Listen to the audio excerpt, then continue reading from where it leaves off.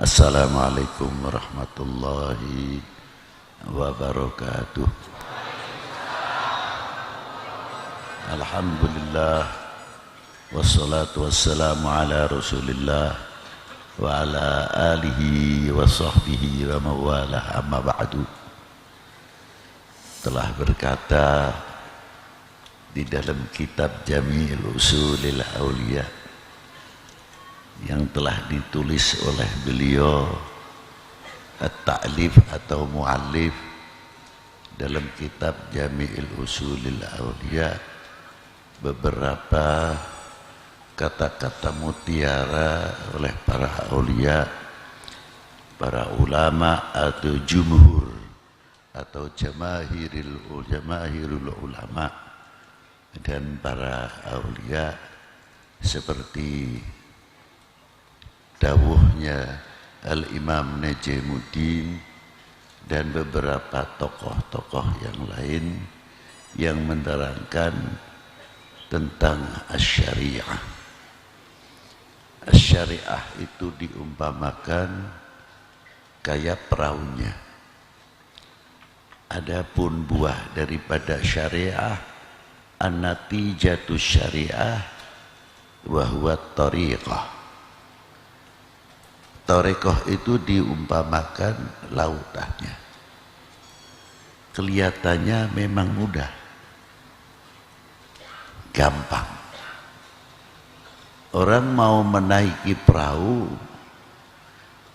yang jadi nakodanya siapa? Apakah perahu itu akan berjalan sendiri? Tidak mungkin. Mungkin mesinnya bisa dijalankan atau layar bisa dijalankan. Tapi tanpa nakoda ataupun tanpa kapten kapal juga sama. Bisa nyasar, bisa ngantem karang, tidak tahu situasi, ini akan terjadi gelombang yang cukup besar atau tidak. Dan bagaimana keadaan penumpang yang ada di dalam safinah atau perahu itu sendiri, mampu atau tidak kalau gelombang itu besar. Ada yang pusing, juga bisa yang tidak kuat, muntah-muntah dan sebagainya. Itu pasti insya Allah begitu. Nah, siapa beliau yang nakoda atau kapten kapalnya? Ya tidak lain. Di dalam syariah pun ya ulama-ulama yang luar biasa yang ada di dalam safinah. Tidak begitu saja perahu itu akan jalan sendiri. Umpamanya tekanan angin ini berapa? Datang dari mana? Ini akan terjadi gelombang yang besar. Kalau kita yang awam sebagai penumpang oke saja. Yang penting kapalnya tidak bocor. Yang penting kapalnya bisa menyampaikan tujuan, insya Allah. Kalau syariat itu pasti biidznillah. Namun kita ditantang belajar naik perahu kapan? Seperti contohnya apa? Sholat dan lain sebagainya. Setelah sholat tahu bagaimana caranya niat, bisakah atau tidak sebelum sholat hati kita itu sudah hudur kepada Allah Subhanahu wa ta'ala, ataukah menerima sholat itu sebagai beban atau tidak. Karena di dalam sholat itu sendiri mencakup dari beberapa hal. Untuk pribadi, untuk hubungan sesama kita, al-mu'min akhul mu'min, al-muslim akhul muslim, semuanya ada di dalam khamsa al-awqat, 5 waktu itu dalam sholat. Maka kalau sabda Nabi, awalu ma yuhasabu yaumal qiyamah as-sholah, ya tepat sekali. Pertama kali yang dihisab yaumil qiyamah adalah sholatnya. Oh, itu kata sabda Nabi tepat sekali. Karena apa? Di situ segalanya yang berhubung untuk pribadi, untuk umat. Coba satu contoh, waktu kita mengucapkan Bismillahirrahmanirrahim. Alhamdulillahi rabbil alamin. Segala puji milik Allah subhanahu wa ta'ala yang menguasai, raja semua alam, untuk manusia khususnya yang berakal. Lanjutkan, Ar-Rahman Ar-Rahim, Malik Yaumiddin, pengenalan diri dengan ikrar dalam suratul Fatihah, Alhamdulillahi Rabbil Ar-Rahman Ar-Rahim. Di dalam kitab Khazinatul Asrar disebutkan, ketika orang membaca suratul Fatihah, Alhamdulillahi Rabbil Alamin, dijawab oleh Allah Ta'ala apa? Haqqi, itu milikku. Ketika kita sampai kepada Ar-Rahmanir Rahim, dijawab oleh Allah Ta'ala apa? Haqqi, itu milik saya. Tiada sekutu baginya. Ketika sampai Malik Yaumiddin, Haqqi, itu milikku. Sejauh mana kita mengetahui dalam tafsir suratul Fatihah ketika kita mengucapkan Malik Yaumiddin? Kalau kita mengingat itu mestinya takut. Sebab apa? Untuk menunjukkan kalimah Malik Yaumiddin, kullu syai'in halikun illa wajha. Bumi, langit, semua hancur semua. Malaikat pun ikut mati, jangan dikira tidak. Semua mati. Lalu Allah Ta'ala berfirman apa, bersabda apa di tengah-tengah itu? Hai, mana orang-orang yang mempertuhankan selain aku? Tidak satu pun yang bangun. Tidak satu pun yang nongol. Di situ kita melihat bahwa al-wahidul ahad, as-samadul ladzi lam yalid wa lam yulad wa lam yakul lahu kufuwan ahad. Al-awwalu bila ibtida wal akhiru bila intiha. Selain Allah Ta'ala mawjudun ba'dal adami wal fana. Kita tahu nanti tauhid di situlah. Lalu kita apa yang kita persiapkan pada waktu kita akan menemui sejanjinya Allah Ta'ala yaumil qiyamah? Apakah kita sudah mempersiapkan diri untuk menghadap? Bekal apa yang harus kita persiapkan? Tidak terlepas hanya kuncinya husnul khotimah yang kita harapkan. Satu. Kedua, ampunannya. Yang ketiga, tidak terlepas sebagai tawasul kita mengharapkan syafaah bagi Nabi sallallahu alaihi wa alihi wasallam. Lalu terusnya, iyyaka na'budu wa iyyaka nasta'in. Kepadamulah aku menyembah dan kepadamulah kami meminta pertolongan. Kalimahnya pakai jamak, bukan pakai kalimah mufrad. Asalnya nahnu. Kalau nahnu na'budu. Tapi kalau sendirian kalimah mufrad a'budu. Dibimbing oleh Allah Ta'ala menggunakan kalimah nahnu. Malik Yaumiddin, iyyaka na'budu wa iyyaka nasta'in. Setiap lubuk mukmin harus mempunyai i'tiqad, kepadamulah kami, siapapun kami, bukan pribadi saya saja. Dan kita ini pernah mengajarkan kepada nahnu lil ahlil bait lil aulad wal abna wal banat. Kita mengajarkan kepada anak-anak generasi kita bertauhid kepada Allah Subhanahu wa taala. Sejauh mana kita mengajarkan tauhid kepada anak-anak kita?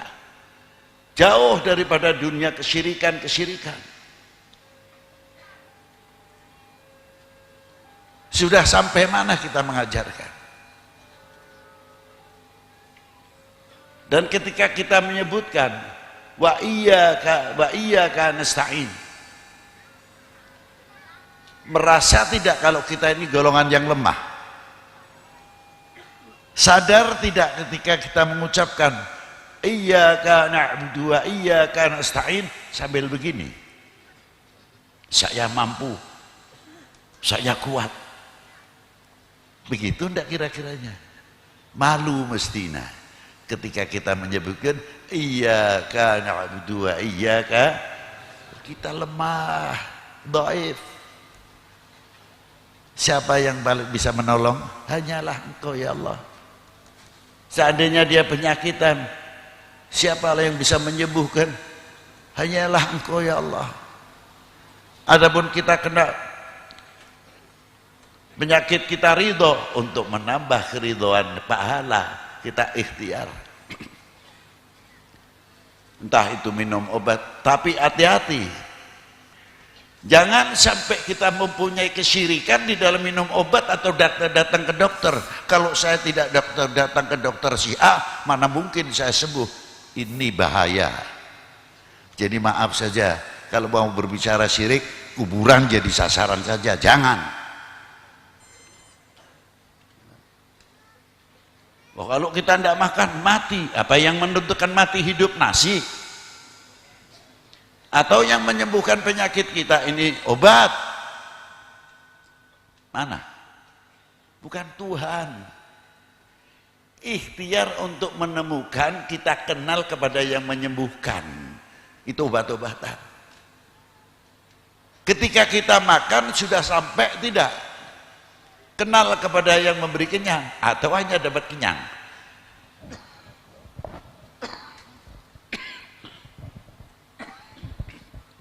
Itu satu contoh. Coba kalau kita makan, belajar kenal kepada yang memberikan kenyang. Siapa? Allah wahdahu la syarikalah. Bimbingan, tarbiyah dalam suratul Fatihah untuk kita semuanya. Sudah tahu masalah hal ini? Maka ketika kita menyebut iyyaka na'budu wa iyyaka nasta'in, Allah Ta'ala berfirman apa? Itu milikmu, itu hakmu.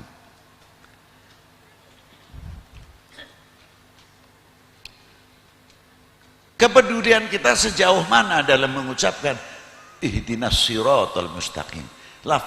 Lafadznya juga pakai jamak, bukan ihdini, tapi menggunakan apa? Ihdina, maknanya tunjukkanlah kami jalan yang lurus. Apakah itu untuk pribadi? Peduli antar kita, al-mu'min akhul mu'min, al-muslim akhul muslim. Kalau tahu benar masalah ihdinas siratal mustaqim, tidak ada antar muslim itu ribut saja. Tidak ada ikhtilaf, khilafiyah itu kecil, tapi lebih akrab, lebih menjalin, saling menghargai di antara satu sama yang lain. Sebab setiap sholat kami sadar saling mendoakan. Tunjukkanlah kami jalan yang lurus, bukan untuk akhirat saja. Tunjukkanlah kami, mungkin yang dagangannya masih pasar sepi dan sebagainya, atau mengalami problema dalam hidup dan sebagainya. Ya Allah, tunjukkanlah kami ekonomi kami, saudara-saudara muslim kami khususnya, jalan yang beruntung, jangan sampai menempuh jalan kerugian dalam berekonomi. Ketika kita mendoakan, ingat dunia pertanian juga, semua petani-petani kita muslim khususnya, umumnya pada bangsa ini. Tunjukkanlah kami jalan yang lurus dalam dunia pertanian, sehingga dengan yang baik kita akan menjadi negara, bangsa yang mempertahankan ketahanan pangan. Bukan sekadar kita bicara tentang ketahanan pangan saja, tapi kita dilambari fondasi dengan tauhid kepada Allah Subhanahu wa taala, karena negara kita itu luar biasa dengan Pancasilanya, dengan apa sila pertama, ketuhanan yang maha. Loh, itu hebatnya di situ. ikhtiar tetap. Ihdinas siratal mustaqim. Saudara kita yang di rumah sakit mungkin masih sakit, atau dalam sakaratul maut, banyaknya doa kita ini hingga mencapai martabat husnul khatimah karena doa. Tunjukkanlah jalan yang lurus saudaraku yang masih sakit ya Allah, semoga diampuni dan mendapatkan husnul. Sangat luas kalimah ihdina, bukan untuk mendoakan umat Islam atau untuk bangsa Indonesia saja, tapi yang dari Haramain, Afrika, semua tercakup dalam kalimah ihdinas siratal ladzina an'amta 'alaihim minan nabiyyin was-siddiqin wasyuhada was-shalihin. Hebatnya itu diantaranya. Nah, kalau kita sudah mengetahui yang demikian, ya luar biasa.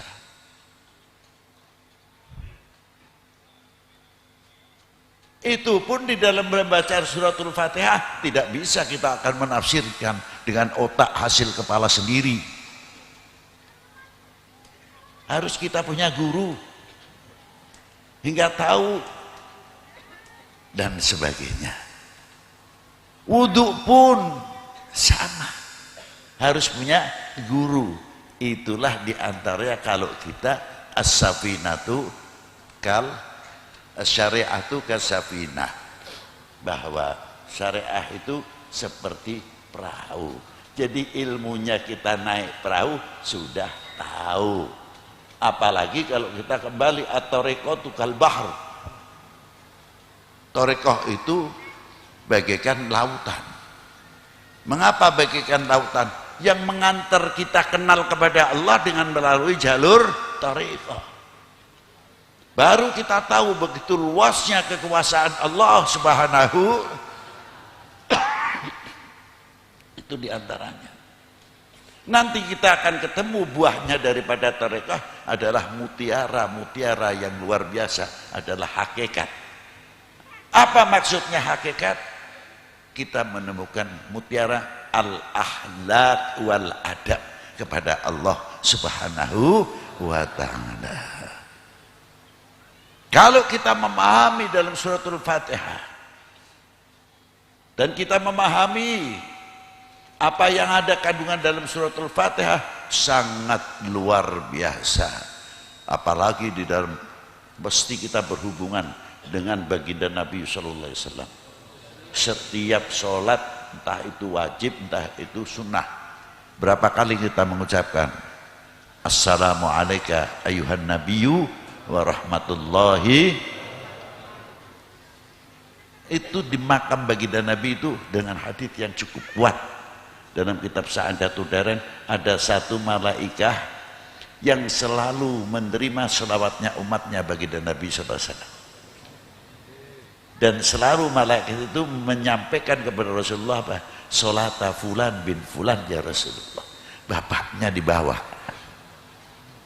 Itu hebatnya.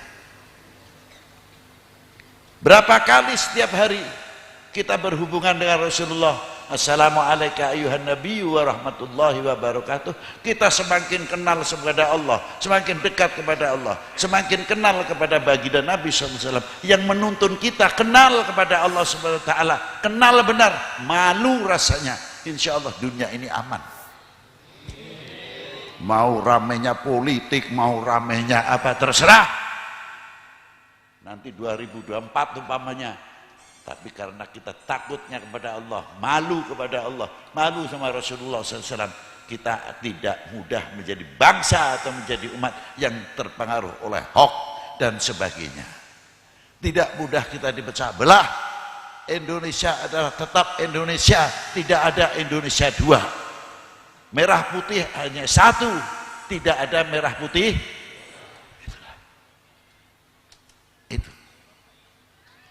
Maka dari itu, mari kita memperbanyak pendekatan-pendekatan diri kita kepada Allah Subhanahu wa ta'ala dan kepada Rasulullah sallallahu alaihi wasallam. Selanjutnya dan selanjutnya dan selanjutnya. Wassalamualaikum warahmatullahi wabarakatuh.